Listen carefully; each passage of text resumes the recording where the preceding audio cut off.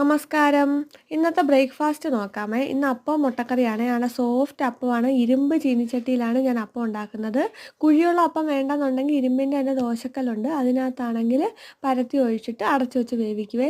അപ്പം ഞാനിത് അരച്ച് കഴിഞ്ഞപ്പോഴാണ് ആലോചിച്ചത് നിങ്ങളെയും കൂടെ വീഡിയോ എടുത്ത് കാണിക്കാമായിരുന്നെന്ന്. ഇനി തീർച്ചയായിട്ടും അപ്പത്തിന് അരി ഇടുന്നതിൻ്റെ അന്ന് ഞാൻ അരയ്ക്കുന്ന ഇത് കാണിച്ചു തരാമേ. ഞാൻ അധികം തേങ്ങയൊന്നും അരയ്ക്കത്തില്ല. അല്പം തേങ്ങ മാത്രം ഉപയോഗിച്ച് പിന്നെ പച്ചരിയും ചോറും ഈസ്റ്റും പഞ്ചസാരയും തേങ്ങാവെള്ളവും ഒഴിച്ചാണ് അരച്ചെടുക്കുന്നത്. തേങ്ങ അധികം അരയ്ക്കത്തില്ല. കുറച്ച് മാത്രം എന്ന് വെച്ചാൽ ആവശ്യത്തിനൊന്ന് കാണിക്കാൻ വേണ്ടി മാത്രം തേങ്ങ ഇടത്തുള്ളേ. അപ്പോൾ ഞാൻ ഇനി അത് അരയ്ക്കുമ്പോൾ നിങ്ങളെ കാണിച്ചു തരാം.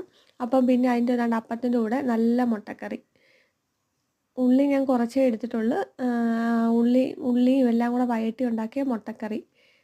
അപ്പം നല്ല ടേസ്റ്റാണ്. നല്ല കോമ്പിനേഷനാണ് അപ്പവും മുട്ടക്കറിയും. അപ്പോൾ എല്ലാവർക്കും ഇഷ്ടപ്പെടുവാണെങ്കിൽ എല്ലാവരും കണ്ട് സപ്പോർട്ട് ചെയ്യണേ. അപ്പോൾ ഇത്രയേ ഉള്ളൂ. ബൈ.